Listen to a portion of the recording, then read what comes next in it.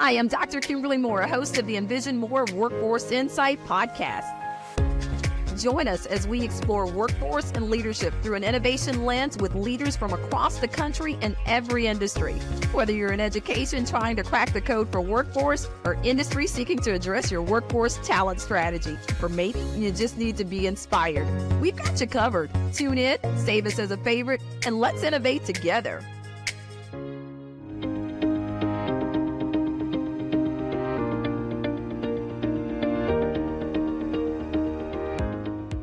Thank you again for tuning in to another episode of Workforce Insights. I am so glad that you are continuing to stay connected. You know what? It's not just something that's a conversation across the United States. As a matter of fact, it's even international. So thank you. Let's continue sharing and making sure that the word is out.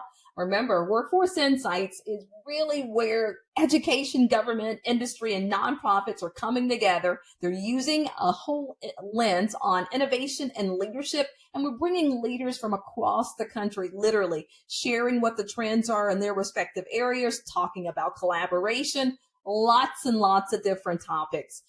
Remember that this is powered by Envision More Consulting Group, where we bring your bold visions to life. Again, we are so excited to have a wonderful speaker and conversationalist with us today, and that's none other than Dr. Marcus McBride, who is actually wearing two hats. I know we talk about it with leadership insights and workforce and everything else, but he's wearing two hats, and two big hats. The first hat being the president of the Florida Workforce Development Association. And the second hat, he is the Chief Executive Officer of Career Source Escarosa. You will learn more about it during our conversation, but just know this is a conversation that you will not want to miss. As a matter of fact, you'll probably want to rewind and hear it a second time. So, Dr. Marcus McBride, thank you for joining us today. I could not think of a better guest to talk about the topic that we'll be covering today. Well, thank you for having me, Dr. Moore, and I look forward to the conversation. So, drum roll and all of that. Workforce is such a hot topic, and I know as someone that's deeply involved in workforce development, it would be great if you could share with the audience a bit about your personal journey and what led you to this career path.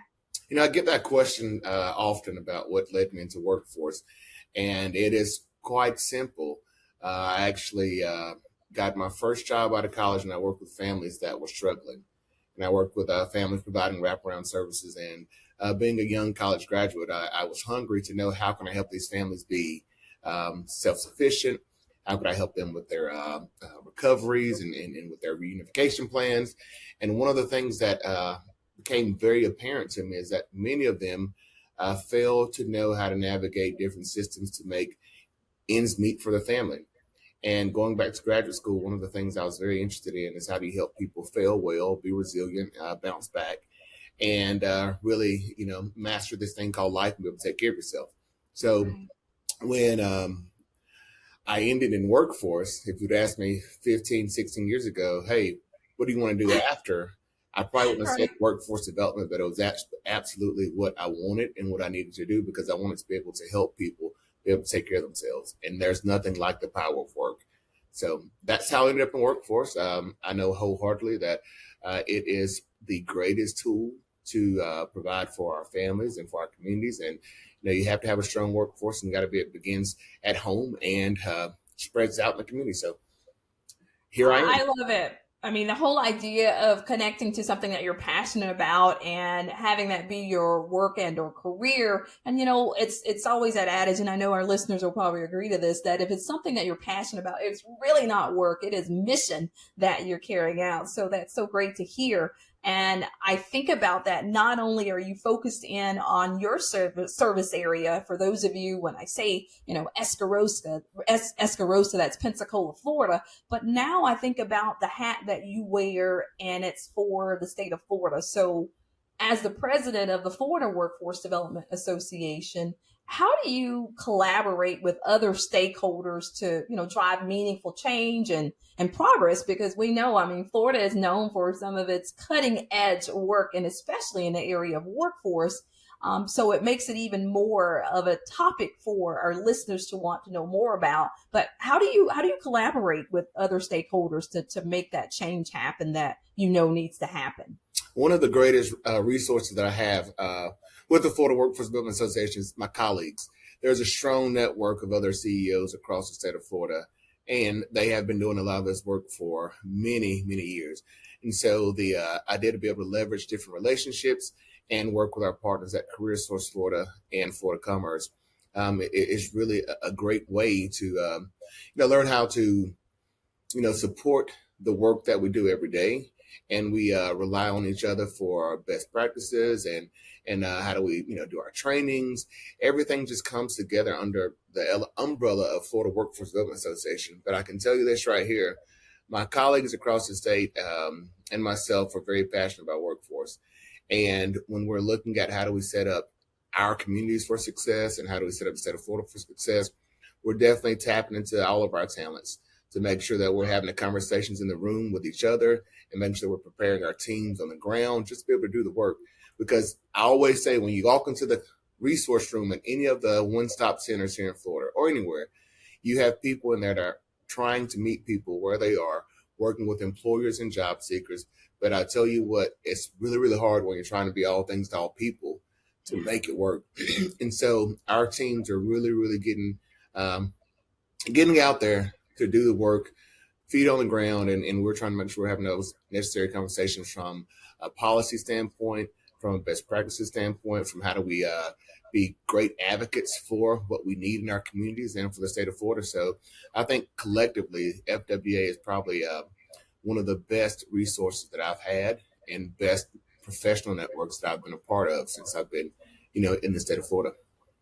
I love that. The whole idea of leveraging the network and building capacity, but also making sure that Florida's most vulnerable are met with a system where everybody's committed and on the same page. So that's beautiful how you describe that.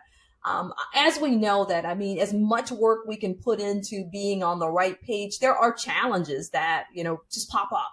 So what are some of the current challenges that you're encountering in Florida's workforce landscape from a local perspective in your backyard, as well as statewide? What would you point to? I think we can all say right now our greatest opportunity is working with some of the most difficult to employ.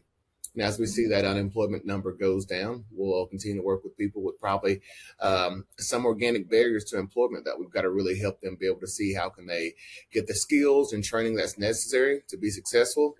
And that's just the work that happens at the workforce boards, So I think that's one of my great opportunities right now in my area, looking at the number. I'll say, hey, I've got 7,400 people here that have identified themselves as unemployed in my region.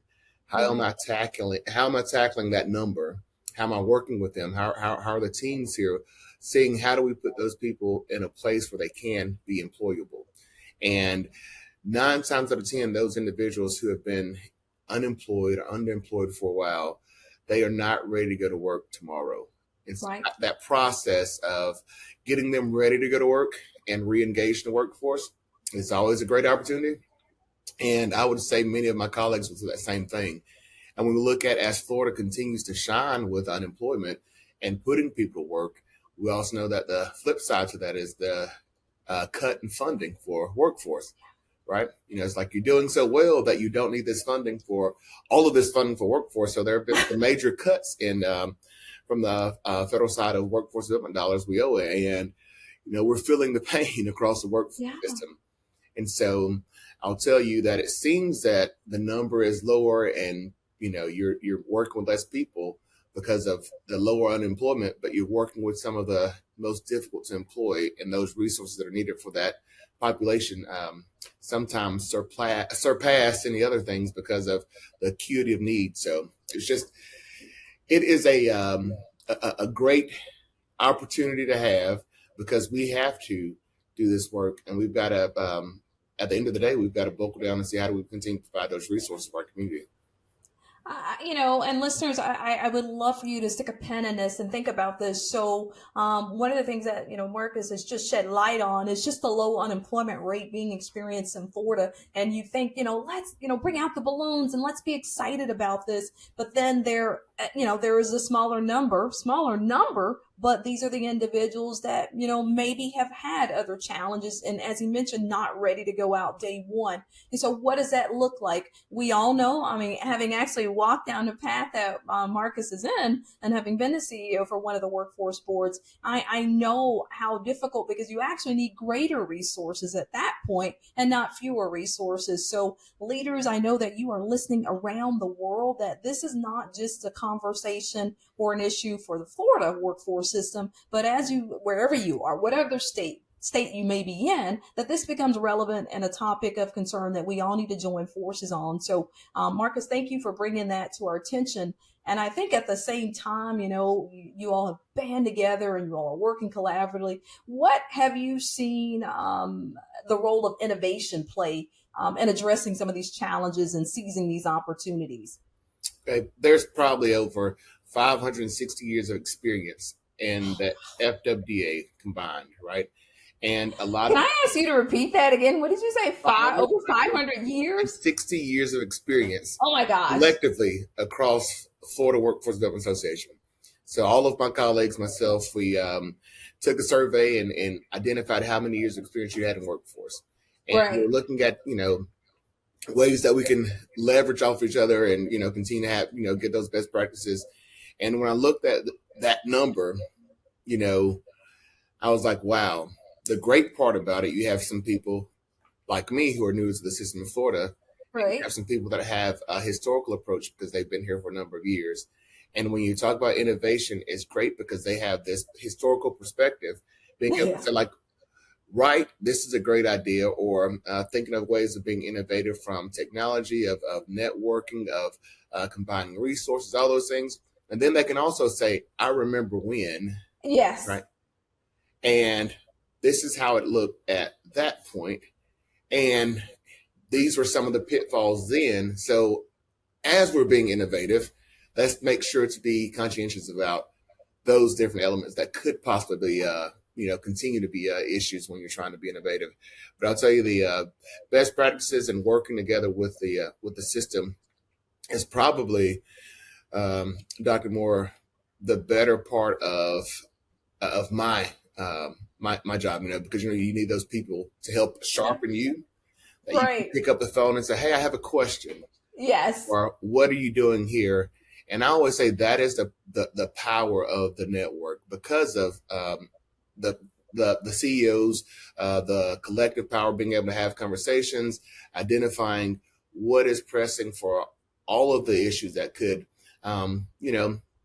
threaten the success of the workforce system, and being able to be up front and saying, like, okay, what do we need to do here? And how do we respond? And how do we be proactive? So I think it's just a lot of great opportunity. I don't even know if I answered your question, but I hope I did. You actually did. And I think for listeners, leaders, and regardless of what level you may be in your respective sectors, but thinking about this, because not only did you answer it relative to how innovation and how you all are being strategic about that by being able to weigh what has happened in the past, but I think it also opens the door probably for a lot of sectors that are listening and taking part in this podcast. And that would be, that historical knowledge, and that how do you make sure that transfer happens? So that's what I'm thinking about when I hear 560 plus years.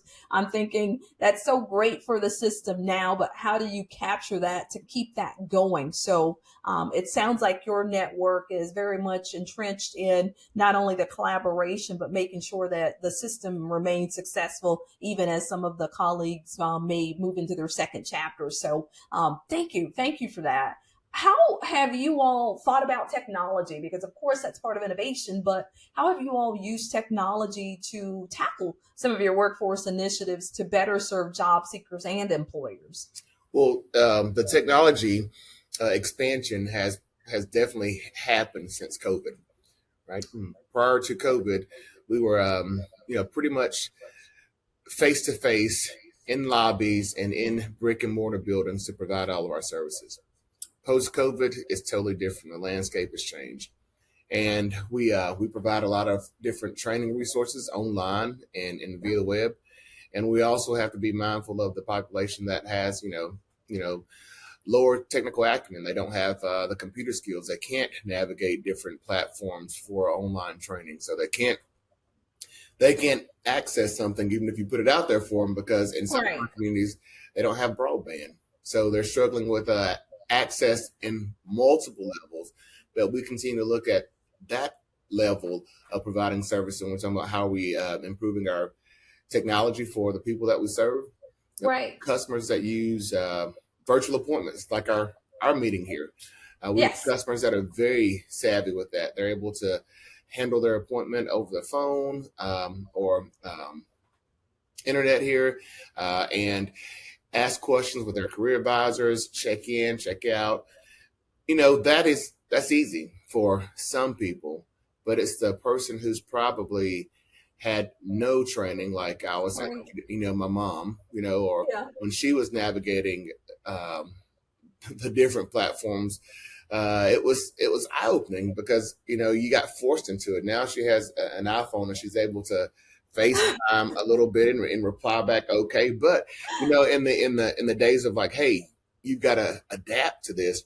It was very difficult. And so like firsthand, knowing seeing people who have issues navigating technology and saying this would be the best thing for you. This is going to make things easier. Oh, if you could just do this, and then trying to get the transition there.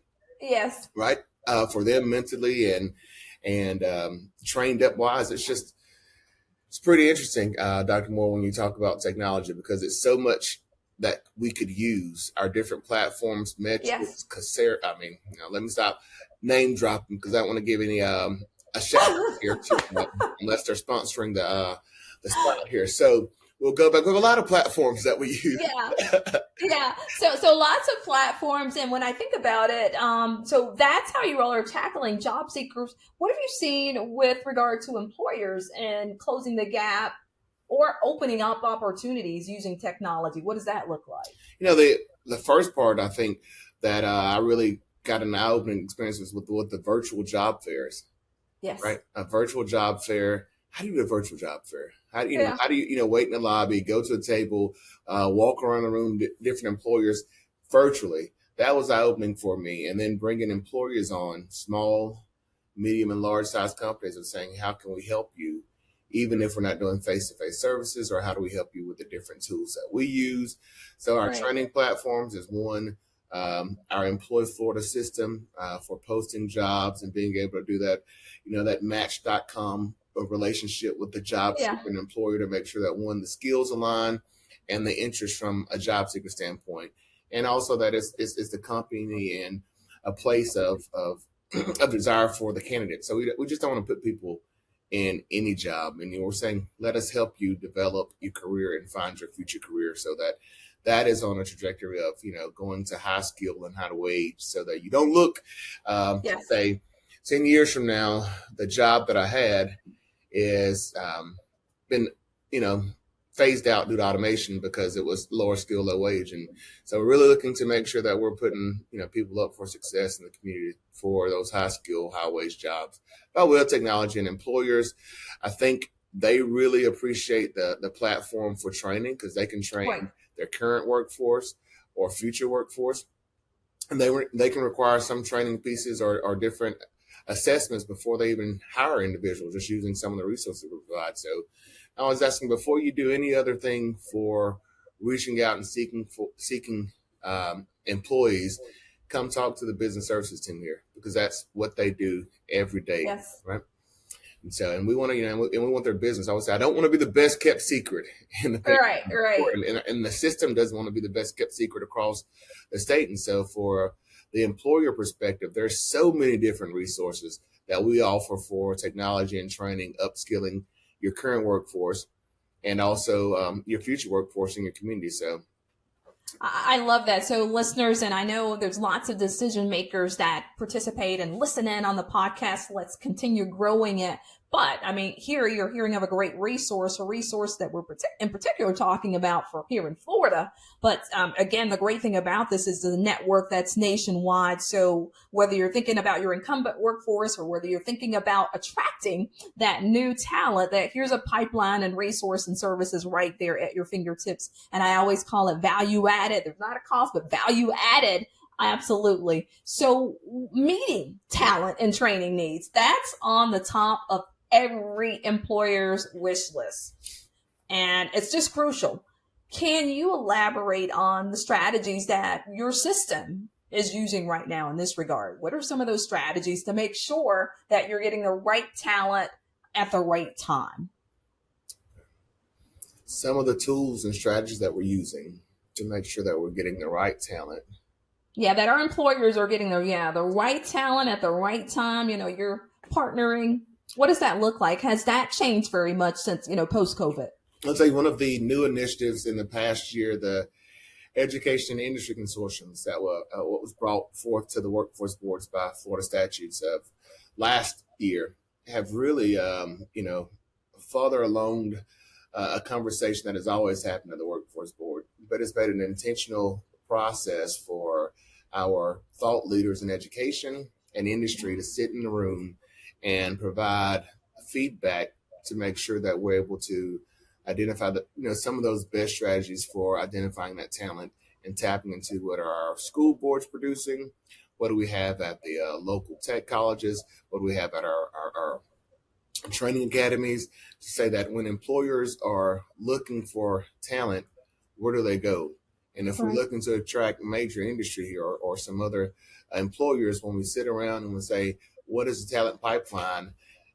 We need to be able to answer those questions as well as be able to look down the road for years to come to make sure that we can continue to provide a talented and skilled workforce for the long time future. Yeah. So when I think about that, again, part of with Workforce Insights, it's like, how do we make sure that we bridge the gaps, we create connections, and we talk about all those intersections where these four sectors, again, education, government, nonprofit, and industry come together. I think about what you just said there. I mean, education is so critical to the work that you're doing with the workforce system and how pairing and making sure that you're leveraging resources and that people are in the right people are at the right table and having those conversations.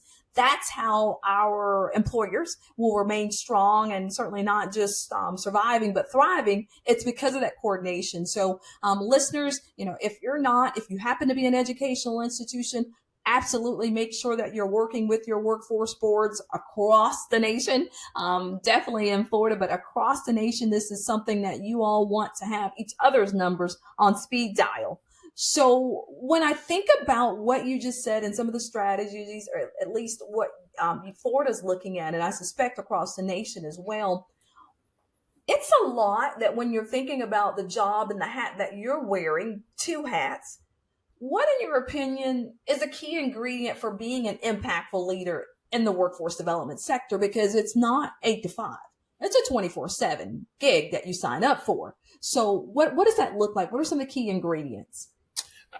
I would say, I think we tapped on it earlier about the mission, being connected to the mission. And I would say I'm always on. I leave business cards at the barbershop. I meet people in the grocery store, the gas station, who say they're looking for employment, or if I overhear it, or see a now hiring sign, say, have you heard of Career Source Escarosa? How can we help you? Are you interested in our services? So I'm always on, we have a great opportunity to talk about how do you give that elevator spiel so people know what services you can provide. Do you give them 30 seconds, right? That is one of our business engagement strategies that we talk about, so that you can always flip back to being able to tell people in a succinct fashion of what you do and how you can help them. But also so that when you're in the grocery stores, you're able to have that conversation so people see as resource. And I'll say that my team, you are the walking billboards for the work that we do. And when you see people that identify themselves anywhere that need help with employment, or they need to take some training, and I think one of the things I hear a lot when we're talking about looking for employment is people are like, oh, I Yeah. don't know how to do my resume, or I have not looked for a job in so long. And so that you hear these barriers, and I was like, if you are one willing and able, I'll get you ready. So just show up. Yeah. It's like the people who are going to meet you in the door, they're going to bring you in and make sure that they walk you from A to Z with the resources that we have so that you'll be ready for that interview. You'll have your resume, all those things. But I think, Dr. Moore, that's where we are and looking at pulling all things together, because you don't just clock out. Then I'll say I can walk out into the resource room and I want to grab and get some little baby there, because you see there's little Yeah. bikes running around, and you think about, they are not here because they or their parents want them to be here. They're here because they have to be here, because mom or dad is in a situation where Yeah. they are, working on their process for either reemployment or some training program, or with our welfare transition teams, TANF or SNAP. But however it is, that this is a family, this is generational. And so if we can Yeah. change the life of that parent, now here you go. If you have a parent going to work every day, you have a parent connected to the workforce, your opportunity for being able to navigate the workforce is going to be 100% better than those who don't. And that's one of the things that people don't see about the process of workforce development. If you've never seen anybody go to work, how do you learn how to go to work? Exactly. That's the thing. That's so key. So for listeners who either have an interest in entering the workforce space or would be interested in being a collaborating partner, again, some of the ingredients that you hear and glean from Dr. McBride's conversation is not only there's the commitment, but also really being an ambassador, an advocate, and realize that, this work is not one that is single focused and siloed, but it really is looking at generations. So someone who is committed to taking on a holistic approach. So key ingredients of just really being, I call it a force in the workforce development sector for good. Marcus, when I think about, positive culture, because we've talked about the external side of it with the customers and the clients and the employers. But in order to get this work done, we know that it takes talent, even for our workforce system, right? So maintaining a positive culture within your organization is absolutely essential. How do you ensure that the culture remains vibrant and supportive? And I would add to it, how does the Florida Workforce Development Association with your colleagues make sure that culture exists? Because it's critical to lifting up others. Right. So I have a great team here. Yeah, I work with some great people, and maintaining the culture of the organization is so important. And I always say, I want you to enjoy what you do and enjoy who you're doing it with. And so when you come to work, I say, we spend more time at work than we do at home. So when you come here, I want you to be able to enjoy what you're doing. I want us to remain professional, respectful, and supportive of one another and our customers, and work in an environment where you feel that you are appreciated and that you're valued. And how do we do that? We build that. It's not the Marcus show. I don't actually have a wand to tap it to make it happen, but we hold each other accountable for all of that. And I'll be the first to say, like, I love to enjoy what I do, and I love to have fun. I don't want to work in any place where you can't see smiles or laughter or, And I love being able to go into the break room and hear conversations and people laughing. And I love our quarterly trainings where we're able to, just let loose and, have a good time and laugh. Those are the things that are not captured in the biweekly pay schedule. Yes. I appreciate where I work because the people that I work with are important to me, and I love what I do, right? So building that culture, we do that. And I always say, like, I can't, tap anybody into leadership and say, oh, now you go out and you're going to be able to be a great leader, and you're going to be able to have people on your teams that are going to do everything just right because now you're a leader. And it was like the natural progression of that is that we collectively walk the walk and talk the talk every day as leaders. right? I, And I love that where you pointed out, and leaders, I'm certain that you would respect and actually are probably saying, okay, yes, absolutely to this, that it really takes everyone to create the culture. It's not, one person, the leader that's tasked with doing that. We each play a role in contributing to that. So could you share, because we've had conversations certainly in advance of this podcast, and I've always found our conversations to be very insightful, what you bring to the table. So what has been the best advice that you've ever received in your career, and how has it influenced your approach to leadership? well, I've had some great mentors that have been able to give great feedback for me. Yeah. And I've had some very good professional coaches to really help me get to this point. Not that I'm, knocking out on all cylinders every day now, Right. but I look from where I was to where I am now. And, I'm very thankful and grateful to be in this space. But one of them was, don't be your biggest stumbling block, right? Yes. And be able to look at who you are and how do you operate and take the blinders off. One of them was like, Marcus, you have to understand that in order to, build efficient teams, you have some opportunity areas, sir, right? Be Yeah. mindful of that. Yes, you're meticulous. Yes, you're organized. And yes, you are highly ambitious. And you also can drive everybody away if you don't build relationships. Yeah. And so, the simple things of learning how to both focus on being very keyed in on results and being honest with building authentic relationships in the workforce, in the workplace, so that you understand that people aren't widgets. And Yeah. so people work with you because they want to work with you. And early on, Dr. Moore, I think if you'd asked a young Marcus, finally I just figured out that, you've got to do something different, sir, if you want to have a different experience. And so I think from Exactly. leadership standpoint, it was like, one, check yourself.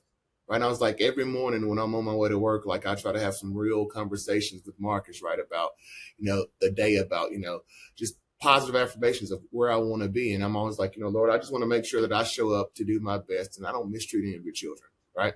And so how do I do that day in and day out? I have to check Marcus, making sure that I show up with the right mind and right attitude to do the work that we do.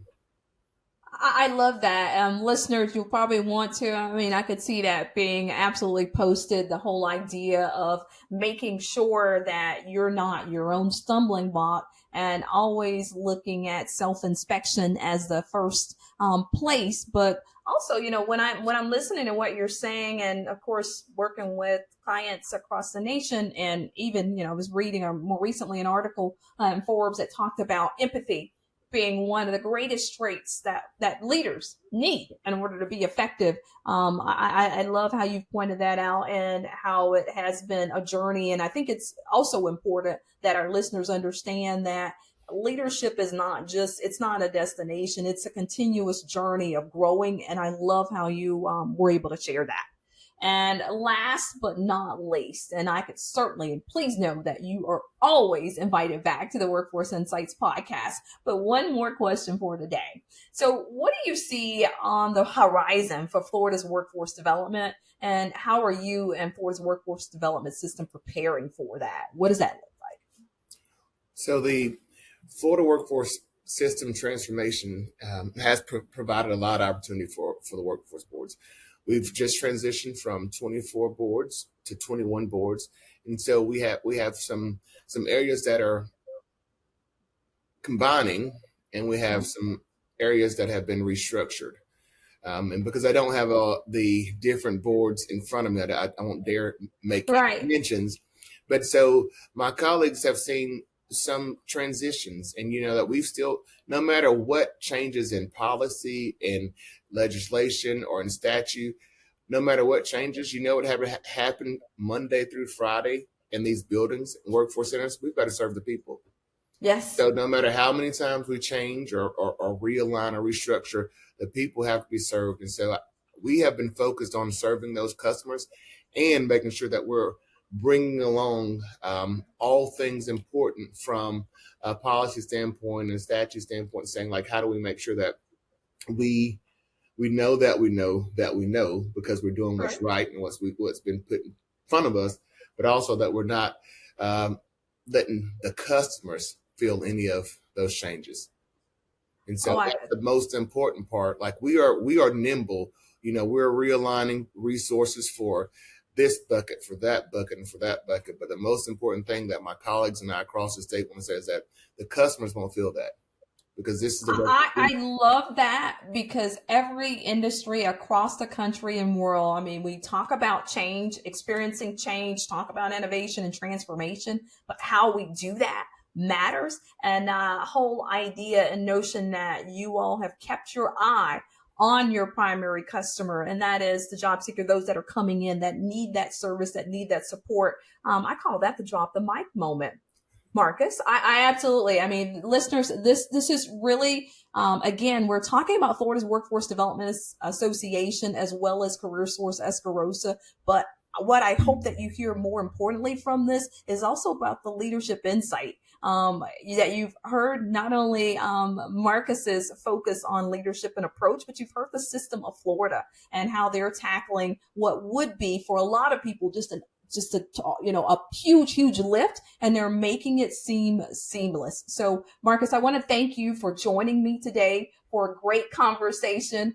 And as always, podcast listeners for Workforce Insight, thank you for tuning in to another episode. We're so excited to not only continue growing, but to continue sharing, more importantly. So remember to like, share, and most of all, subscribe. And until the next episode, see you then.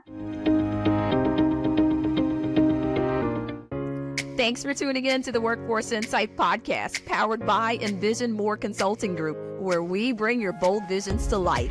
Remember to subscribe, share, and stay tuned for more insights on navigating the world of workforce and leadership. Until the next time, be bold, be great, and let's innovate.